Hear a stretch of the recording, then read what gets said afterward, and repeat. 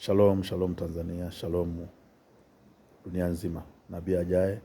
Nimerejea tena baada ya kuwa nimekuwa kimya kwa muda mrefu. Tangu uchaguzi umeisha nimekuwa kimya. Sikuendelea kutoa mwelekeo kwa habari ya taifa. Nilinyamaza, ila niendelea kuomba, lakini sasa na cha kusema. Cha kusema ndio kiko hivi. Baada ya uchunguzi tumekukamilika na ripoti kutolewa kama tulivyoiona. Siwezi kuijaji kwamba ni hongera. Siwezi kusema kwamba si hongera. Iko tume nyingine inaendelea kiroho. Kwa hiyo Mungu ndani ya mwezi mmoja kuanzia leo ataanza kushughulika mwenyewe.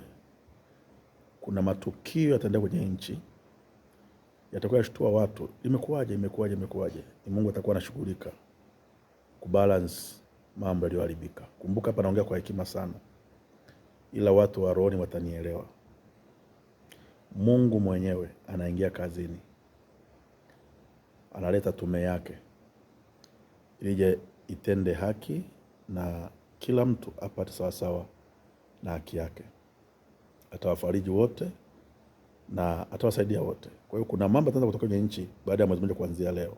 Huo ni unabii, andika mahali alafu tanielewa. Kuna saa nitarudi tena hewani nitakueleza ni mambo gani.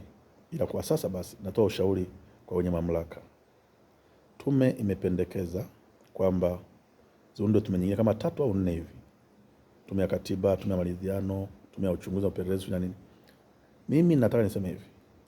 Hizo tume zitamaliza pesa tu, ila hakuna kitakachobadilika.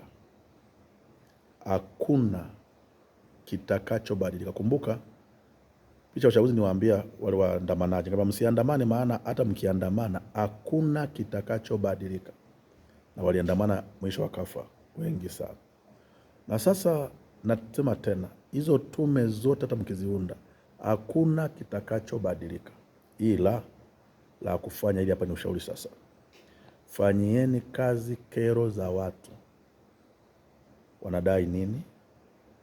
Vyanzo ambavyo vimetajwa kwamba chanzo ni katiba mpya, chanzo watu kusikilizwa, chanzo manunguniko ya vyama vya siasa nini, kauli mbalimbali zilizotokelewa.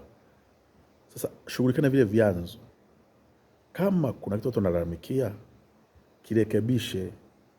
Kikisharekebishika kile, amani itapatikana. Lakini mnapounda tume, enda kuchunguza nani kaniulia ndugu yangu, imejua nani kaua, alafu amejulikana aliyeua, mimi sana saidikaje?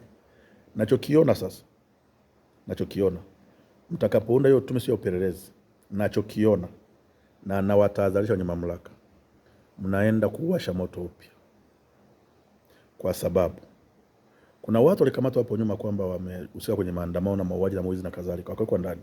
Then rais aliwasamehe na wakatolewa.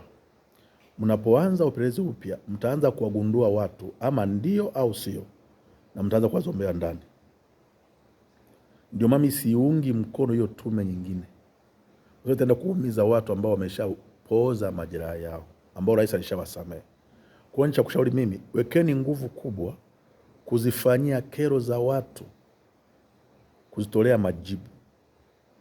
Na hapo ndipo watu wataisha imani na serikali, wataisha imani na nchi, na hii vita itakuwa imefika mwisho. Lakini tume zitamaliza hela na hazitabadilisha chochote. Na washauri tu, mwanzo mkafanya au mkaacha, lakini washauri. Lakini kumbuka nilichoanza nacho, kuna tume nyingine ya kiroho inafanya kazi sasa, na Mungu ataanza kushughulika na kila kitu. Lakini tume za kibinadamu hazitaleta majibu yoyote. Tumwachie Mungu kazi yake.